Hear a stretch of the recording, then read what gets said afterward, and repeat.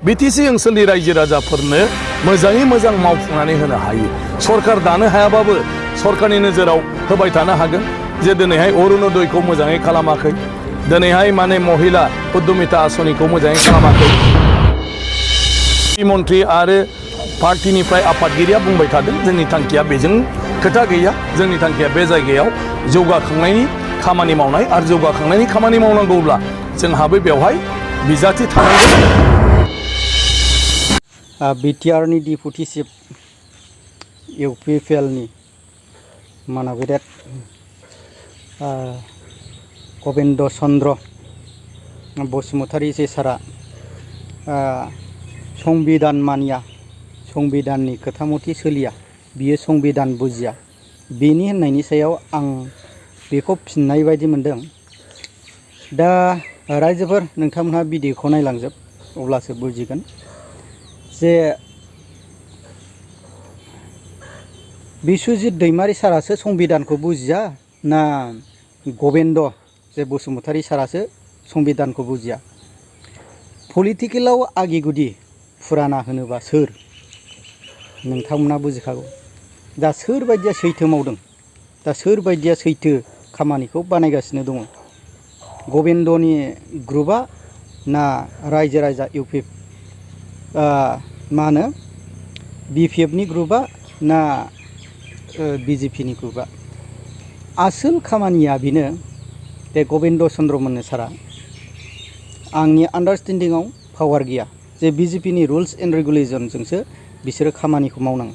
Power दंबा गावसोर मानो बाहायनो हायाखै नायनानै लाग्रोनि जिखुनु हक जाया माइन रायजो। बिटिसिनि रायजो राजाया बेसेबां बेखौ माने समर्थन खालामगोन, भट होगोन। गतिके जुदि रायजो राजाया माबा खालामोब्ला अब्लाथ' डेफिनेटलि बेबायदि समाबो फैगोन। अदेबानि गिबि मन्त्रि आरो पार्टीनिफ्राय आफादगिरिया बुंबाय थादों जोंनि थांखिया बेजों खोथा गैया, जोंनि थांखिया बे जायगायाव जौगाखांनायनि खामानि मावनाय आरो जौगाखांनायनि खामानि मावनांगौब्ला जोंहाबो बेवहाय बिजाथि थानांगोन आरो बेवहाय थान्दै थानांगोन, माने रिप्रेजेन्टेटिभफोर।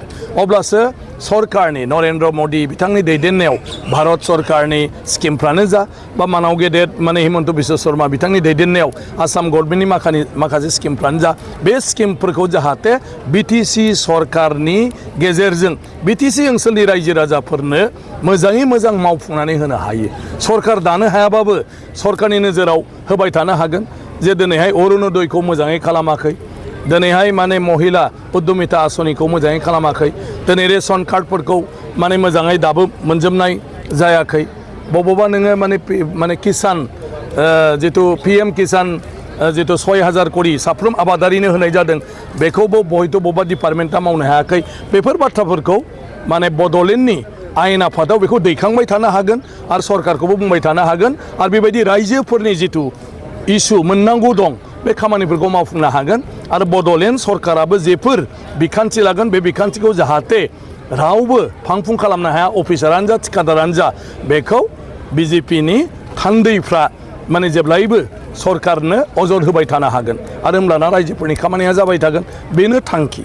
बाखि बिटिसिनि रायजो माखौ लुबैयो, सोरखौ लुबैयो, बिसोरनि भटजोंसो जागोन। समस्थियावथ' मोनथाम फ्राय आबुं गोलैयो, बेयावथ' सामफ्रामबो बेनोसै खामानियानो जिहेतु बिसायख'थि फैगौ। गतिके आं सानो बेवहाय साखाफारा गुबुन गुबुन हान्जाफोरखौबो पार्टिफोरखौबो साखाफारा जानाय आं नुदों।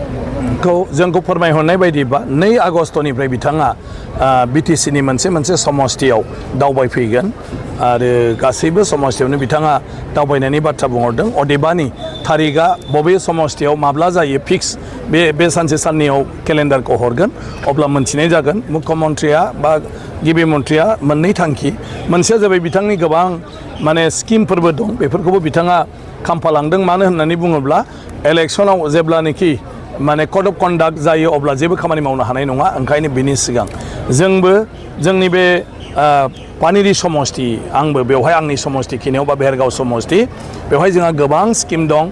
स्टेडियाम आंहा 2 दं दा, खाग्राबारि इनडोर स्टेडियाम आरो भेरगाव स्टेडियाम। बिनि अनगायैबो गभर्नमेन्ट कलेज दं भेरगावआवनो आरो बिनि अनगायैबो 167 रांनि जोङो मोनसे दै लोंग्रा भुटाननिफ्राय लाबोनानै खालामदों, बेबो जोब्बाय, बेखौबो बेखेवनांगौ दं।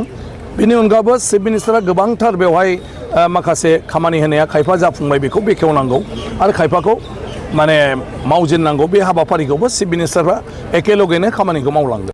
संबिधानखौ मानिग्रा संबिधान रुल्स एन्ड रेगुलेसन खारग्रा अब्ला बैफोरबायदि लिडारफ्रा दासिमबो जे बिटिआरनि एकर्डनि जे सोमोन्दै माखासे पावार एन्ड फांसन जे इमप्लिमेन्ट बेखौ मानो खालामजोबनो हायाखै ना एनडिबिफोरनि केस बेफोरखौ फोजोबना हो माखासे सोरबा सानै साथामखौ गासैखौबो खबाय सोरबा इन्डिभिजुवेल हिसाबै सोरखौबा दोननाय बेथ' मोनसे गिदिर मोनसे एकर्डनि गेजेरजों गोजोनथाव बाथ्रा जानानै फैयाखैना अब्ला रायजो राजाया बेखौ लुगैयो सान्ति सुक्ति होनोब्ला सान्ति गोजोन सुक्ति संसार जानाय गासैबो बिटिआर एकर्डनि गेजेरजों जे साख्रि मोननाय माखासे बिटिआरनि लाइमोनफोरखौ बिटिसिनि लाइमोनफोरखौ साख्रिनि थिसनथाइ होनाय गोबां बिभिन्न आरोखि गोबां बेबायदिनो इन्डास्ट्रि फेक्टरिफोर बानायनाय बेफोरबायदि खालामना हो पस्ट ग्रेड खालामना हो अब्लासो जोंनि बिटिआरनि जे